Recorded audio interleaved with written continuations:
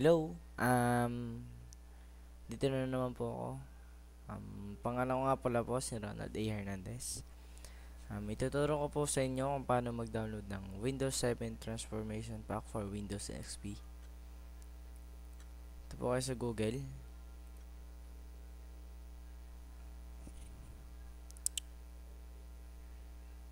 Po yung Google. And type mo windowsxlive.net. Ito lang po. Type nyo sa search bar. And tuturo ko sa inyo kung paano mag-download ng Windows 7 Transformation Pack for Windows XP.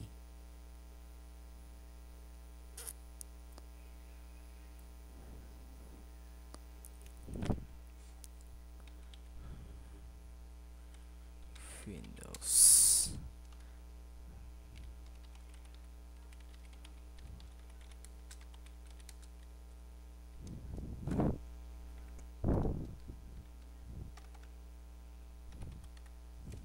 Type nyo lang po Windows 7 Transformation Pack and type mo lang dito sa search Windows Transformation Pack 5.1 Windows 7. Ito na lang po. Ito po ang click nyo. Ito 7 Transformation Pack. Download sa Filecaster.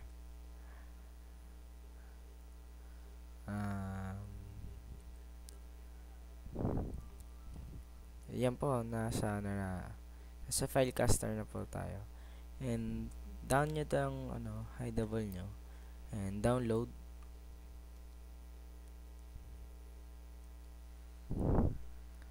And sa Filecaster nyo po, Filecaster Cluster Mirror.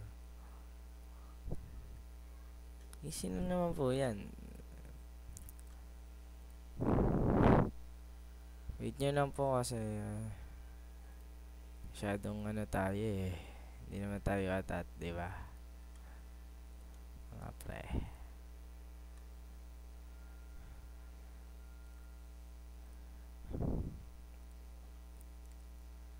Nandun na tayo. Wait nyo lang po. Kasi download pa po. And pagka-download nyo po sa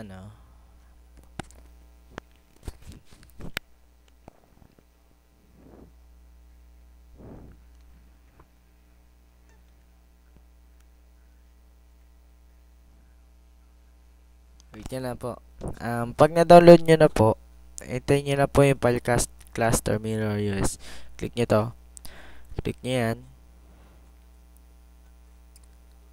Pag na-click nyo na po yan, wait nyo na kasi nasa WinRAR po tayo. WinRAR lang. WinRAR. And ito lang po. 7 Transformation Pack.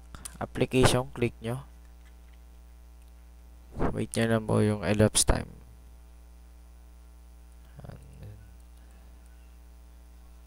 Ito lang po. Windows 7 Transformation Pack.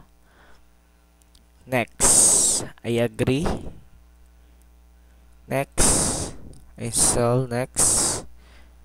Recommended. Save.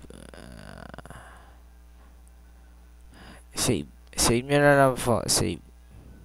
Transform. Click nyo yung transform. Wait nyo lang po yung click nyo na lang po basta yung transform. Tsaka wait nyo po yung yung sa UI. Click nyo na lang po. Okay, bye. Thanks for watching and see my cool desktop.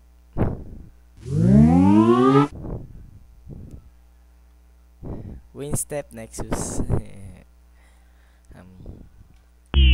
Ako nga pala po ulit si Ronald A. Hernandez. Nagpapasalamat dahil pinanood nyo at nagpapasalamat ako kung ilalike nyo ito. Kung ilalike nyo sa YouTube. Kung ilalike nyo po sa YouTube. Thank you po. Maraming salamat. Bye. And don't forget the comments and like the thumbs up. Thanks.